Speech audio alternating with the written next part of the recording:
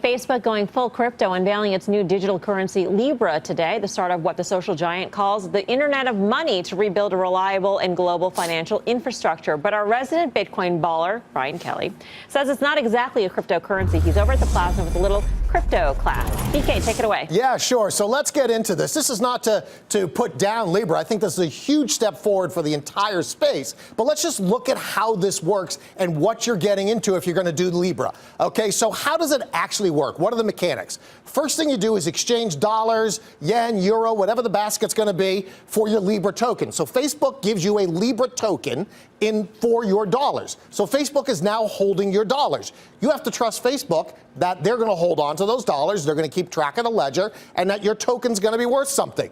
You go out, you buy your goods and services on the Facebook platform, whoever else is using it, maybe Uber somehow is involved, and then you're left with the Libra tokens that are left over. Let's say you bought $20 worth of Libra tokens. It cost you $10 for a nice digital cat on Facebook, and all of a sudden you've got another $10 left in Libra tokens. Again, you have to trust Facebook that they're going to hold it, that the companies there are going to, the companies in the consortium are going to keep that ledger and be honest about that. That's a big difference from what a cryptocurrency is. It's about trust. So when you talk about the difference between this and something like Bitcoin, Bitcoin is trustless. You don't need to believe that anybody's going to check that ledger. You can do it yourself. You hold on to it yourself. So let's look at really kind of the main difference. And I'm going to be a bit simple on this for the crypto folks out there. They probably might not like this, but this is really the main difference.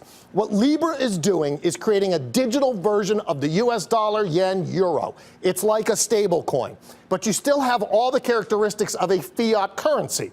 What Bitcoin is, it's digital gold. And in my opinion, it's probably a lot better than gold, but there is no trusted third party involved. And that's the huge difference. This is about that trusted third party. And to me, that's the revolution of crypto, is that it is peer-to-peer. You disintermediate financial services. This keeps the existing system. This does away with it. And that's the difference. Karen's got a question. Yeah, so let me ask you, this sounds to me like PayPal or Venmo. And so I was wondering, PayPal didn't really seem to react. Certainly, Facebook's gone up a lot in the last couple of days on this. How is that not a PayPal or Venmo for Facebook? Yeah, I mean, effectively, that's what Libra is. It's PayPal, Venmo, any of those type of things we have now. It's the next iteration of it. You'll likely be able to do more. I'm frankly shocked PayPal wasn't down more. I know we're going to have Mark Mahaney on talking about how big this is for Facebook, but for the payment space, think about this. You now have global payments that are going to be cost zero. What does that do for everybody else who's charging money for those global payments? Those spreads are going to zero.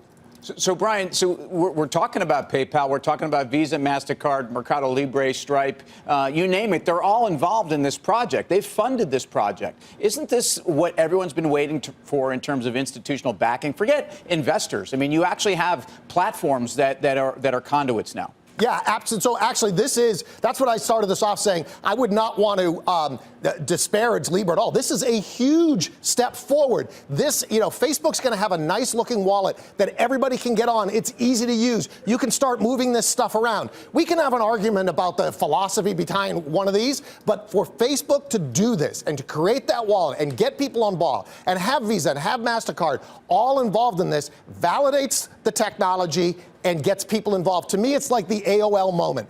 AOL got you online. Libra's going to get you into crypto. All right, thanks for that, BK, and that crypto class. We got a news alert, meantime, on Facebook's Libra. Elon Moy is in D.C. with all the details. Elon.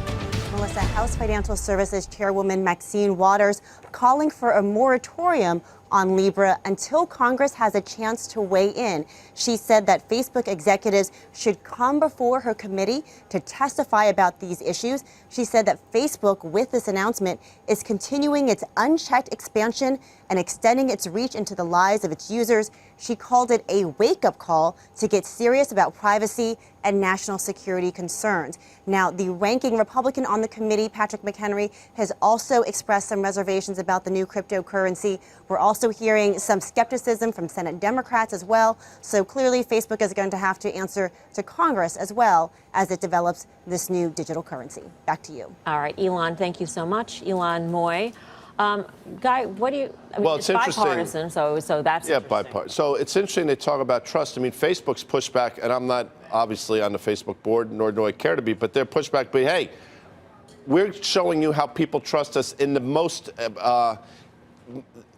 powerful way possible with their checkbooks, effectively. If they trust us with information that we can, have currency go back and forth, what better way to exhibit trust? So this works to their favor, I think. So in a lot of ways, I think Facebook is trying to preempt exactly what they're trying to go after them for. This is what Senator Sherrod Brown, the top Democrat in the House Banking Committee, said in a statement. He said, Facebook is already too big and too powerful. It has used that power to exploit users' data without protecting their privacy. We cannot allow Facebook to run a new cryptocurrency out of a Swiss bank account without oversight. Well, so right, this is a new tangent for Facebook. It's obviously a very exciting business, but it gets you into a place where if we're already into a form of, call this economic exchange amongst individuals that already is shrouded in mystery for most regulators. Forget the practitioners who don't believe it's mysterious at all.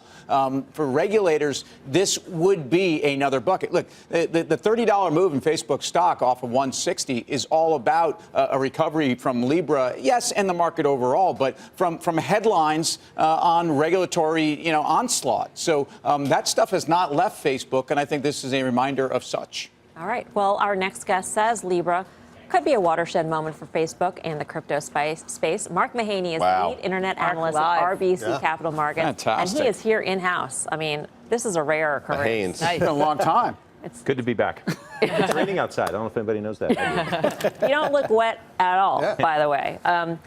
So we were just talking about this pop in Facebook stock, and some would say, oh, it's Libra. What do you think? I think that's definitely part of it. I mean, the stock's up, 7-8% in the last 3 days. What other news is there? So the speculation started building up on Friday. We wrote a note on it that morning, another one today. Look, this, I don't want to overstate it. This may be the Waymo moment for Facebook. In other words, when I talk with really long-term oriented investors on Facebook, they like the business, the core advertising business, but they want to know what the option value is. What else can this company do besides advertising? They may have just answered the question. There's a lot of ifs and ands or buts and whether they execute well on this or not. But I think the model to look for here is WeChat and what WeChat has done in China. And they generate about $10 billion a year in relatively high profit revenue. It's a share of commerce. It's a share of transactions. Facebook has these two great assets that people in the U.S. underappreciate. There's this thing called WhatsApp that's got over 1 billion people. You leave the U.S., this is very widely used and immaterially monetized. And then Facebook Messenger. I know there's a lot of controversy about Facebook in the U.S. market. You leave the U.S., you go to India, you go to Latin America, you go to Africa and the Middle East. There isn't a debate about the functionality, the usefulness, the privacy concerns related to these two assets. So anyway, we've had a re-rating because of this. I think it's warranted. Right. And all of those groups that you mentioned, the people in those countries use WhatsApp already. I mean, they're fully entrenched on that platform as it is. But when you think about what this can do, I mean, David Marcus, the head of Calibra, was on Squawk Box this morning, and I didn't get from him anything beyond peer-to-peer transfer of money. And and if that's free, I don't understand how Facebook monetizes WhatsApp or Messenger by doing that. Can you connect the dots for me? I'm going to try. If he can't do it, there's a communications problem for the company. David Marcus is a very good executive, so my guess is that they're not showing all of their cards. Think about it this way as a platform. You're increasing the functionality of WhatsApp. It's used widely now as a texting, messaging tool between people. But why not layer in more functionality, the ability to order a meal delivery or ride sharing, or to actually make purchases, or to send money back and forth? You've just created more engagement on the platform, so you could put some ads against that. But I really think if people are going to use WhatsApp in order to order ride sharing cars, you can get a commission off that. I think that's been the model at WeChat, and so that's what they're going to do. They're making money from Uber, basically, from whoever the partner I think that's exactly what's going to happen here. But we're just guessing, and I'm surprised they're not more upfront about it this morning. But I think that's the path. Yeah. Hey, Mark, I'm curious, are other social media stocks now going to have to follow or going to follow? I know Jack Dorsey's a big supporter of Bitcoin, and let's talk about Snap. Do these other guys now have to just come along? No, I don't think so. There's also one thing that's really important and special about Facebook. It's just how big its audience is outside of the U.S. There's not a payments problem in Japan or in Korea or in the U.S., North America, and Western Europe. You don't need cryptocurrency. There are parts of the world where credit card adoption is very limited. Currencies are really wild. That's where cryptocurrency as an enabling payment mechanism can really help. So Facebook's got 1 billion people in these markets. Snap doesn't have anybody in those markets. So I don't think there's much of an opportunity for them. I don't think they need to follow. But it just is one of those things that's a reminder of how powerful the Facebook platform is. I also like the stock because it still trades at a discount to its growth rate. It's cheap on a growth-adjusted basis. So it's our #1 pick in the group. So, Mark, let me ask you something to understand this better. So they have all these partners in this, and I thought that the partners were not going to be part of the rest of Facebook's business. So to the extent they monetize it from some of their other businesses, how do they divvy that up? And why? And if it's only used in the U.S., why would it be pegged to these other currencies as well? If it is used at all in the U.S. Yeah, so, you're asking, we don't have answers to some of these questions. Now, Uber, they could work with Uber, and Uber's in most markets or is a stake in every market in the world. So there is a play there. I don't know how many different, Mercado Libre is one of their partners. So there you go, the leading e-commerce asset in Latin America. So they're putting together the pieces. I'd like to see a broader list of e-commerce. Like, where's the Mercado Libre of India? Where's the Mercado Libre of Indonesia? Are they going to be part of this network? They should be. That will create more value for the network. So I don't know exactly. We don't know yet how that's going to play out. But I think that's the goal here. Last quick question. I know we don't have a lot of answers, but to the extent that Facebook is creating this new ecosystem with this payment system as its core, as its spine, when you look at the other players out there, who do you think gets interrupted the most? I mean, would it be Apple's been trying to create this ecosystem. It's got this terrific, but Apple Pay, I don't know if a lot of people use it. I know you don't cover Apple, but I'm going to go out on a limb here. I'm not. Zach Schwartzman, who works with me, is our big crypto bull in the house.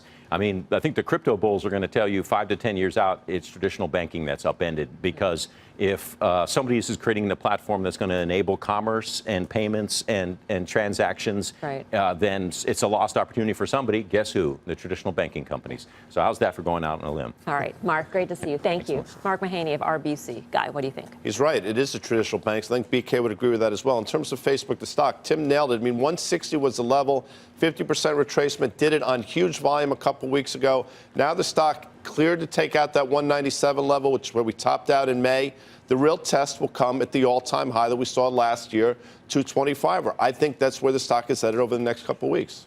Simply, if Facebook does run into more regulatory issues and actually has to be broken up, that's actually a positive for the stock, in my view. Some of the parts I actually think it's cheap. The businesses that Mark, who's not here anymore, talked about are some that are probably under monetized right now, and I think could be by themselves.